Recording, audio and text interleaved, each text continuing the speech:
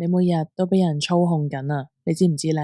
大家有冇試過本來唔想買一啲嘢噶，咁但係同個 sales 傾完兩句，咦，唔知點解又俾咗錢嘅，或者明明唔中意一樣嘢，但係咧你又唔識得 say no 啊，甚至係有時做完一個決定之後先發現，而呢個決定好似唔係自己做咁樣噶。你可能會話，咁我下次小心啲就得啦，唔好再亂買嘢啦。咁但係個問題就係你連自己幾時俾人影響咗，你都唔知啊。你點樣去所謂小心啲呢？咁坦白講啊，啤啤我自己做咗10幾年廣告啦，我用咗大半世嘅職業生涯啊，去說服人哋去買一樣嘢，改變人哋嘅行為。我之前返工，每日對住個 brief 都喺度諗緊同一個問題，就係點樣令到一個人做佢本來唔會做嘅決定呢？而當時 which is 咧就係買嘢啦。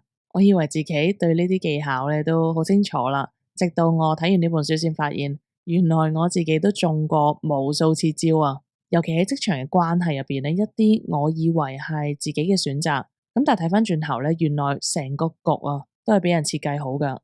大家好，我係啤啤，今日同大家介紹嘅呢本書叫做《Dark Psychology and Manipulation》，暫時未有中文版嘅，咁但係直譯咧就係暗黑心理學與操控術，作者 William Cooper。嗱，呢個暗黑心理學咧唔係嗰啲咩好玄嘅嗰啲咩讀心術啊嗰啲嘢，而係真係好實在嘅心理學原理嚟噶。點解人會咁容易俾人影響？操控者具體係用緊啲咩手段去影響其他人呢？而我哋點樣去保護自己啊？咁今日我就會講部分呢本書嘅精華內容，而嚟緊幾日會同早餐會會員嗰邊講晒成本書嘅。早餐會會員係1年365日，每一日都有新節目聽，而每本書都係由啤啤我親自睇完再講，真人睇書，真人講書，希望大家多多支持。事不宜遲，我即刻開始今集嘅內容啦。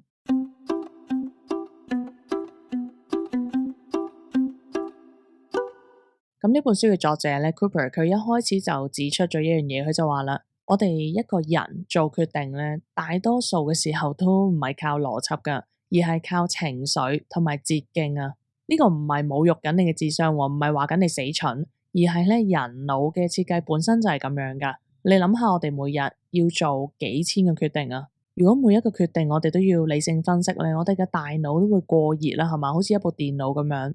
所以我哋個大腦就會發展出一套心理捷徑，幫我哋去快速判斷一啲嘢嘅。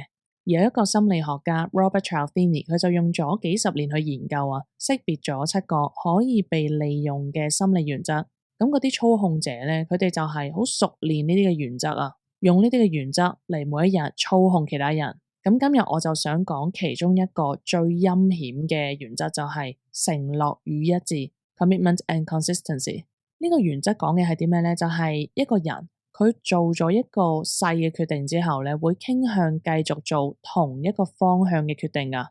即使件事咧越嚟越唔合理都好啦，因為人佢係傾向於咧唔想同之前嘅自己有矛盾噶。有一啲嘢你答應咗一次咧，第二次你就更加難去講唔好啊，更加難去 say no。即係好似咧人哋問你借錢，你借過一次一個細嘅銀碼之後咧，佢第二次、第三次問你借錢咧，你會更加傾向於 say yes 噶。而我哋喺職場上面咧，即係呢個例子，話日日都發生噶。譬如有個客，你一開始咧叫你，喂，你幫我改少少嘢啊，呢一度改幾隻字啫，你唔係要再收我錢啊嘛？咁樣，咁你做咗啦。跟住第二日個客就話咧，喂，既然琴日都改咗乜乜乜啦，不如順便調埋個排版啦。咁你會覺得，唉，琴日都幫佢改咗幾粒字啦，順手做埋啦。好啦，如是者去到第3日，個客又話，喂，琴日個排版改咗喎，不如連張圖都換埋佢啦，好嘛？每一步都好似好合理啊，又同埋好細嘅決定嚟嘅啫。但係加加埋埋就係一個本來收10萬蚊嘅 project，你做咗15萬嘅嘢，但係都淨係收咗10萬啊。而大家知唔知最恐怖嘅係咩？最恐怖嘅就係你全程都覺得係你自己願意做噶，冇人去逼你，冇人去威脅你。但係你嘅選擇已經俾嗰每一小步嘅嗰個細嘅承諾去鎖死咗啊！呢個咧就係操控者嘅技巧啦。操控者佢唔會一開始去叫你做一啲好大嘅嘢噶，佢哋會先揾一個你冇理由拒絕嘅一個好細嘅要求。咁你應承咗之後咧，跟住下一個就係再大啲，再大啲。你一次一次又應承，又應承，每一步嘅距離之間都好短嘅啫，短到你覺得唔好意思 say no 啊。咁但係你諗翻，如果你一開始就知道個終點喺邊度，你一定唔會行嗰第一步噶。即係好似咧嗰啲詐騙都一樣噶，係嘛？佢一開始叫你俾個好細嘅銀碼俾佢去投資咯，跟住咧，咦佢又真係咧俾翻啲甜頭你嘅喎，可能俾翻啲錢你，連本帶利嘅。好啦，跟住咧佢又再叫你，再俾多少少啦，陰啲陰啲咁樣咧，個銀碼越嚟越大，但係每一步你踏出嘅步伐都係好細嘅啫。不知不覺間，你已經越陷越深啊！嗱，咁呢個操控方法咧，可以應用到喺好多嘢方面嘅。你諗下你自己嘅生活，有冇一段關係、一份工、一個承諾，你而家其實唔想繼續嘅，咁但係你繼續嘅唯一原因就係已經投入咗咁多啊。而你呢個諗法咧，就係呢一個承諾與一致呢一樣嘢困住咗你。你唔係因為你想留而留，而係因為你走嘅話，咁你就要承認之前嘅自己做錯咗決定啊，而要承認呢一樣嘢咧係好痛苦噶，所以你寧願繼續咯。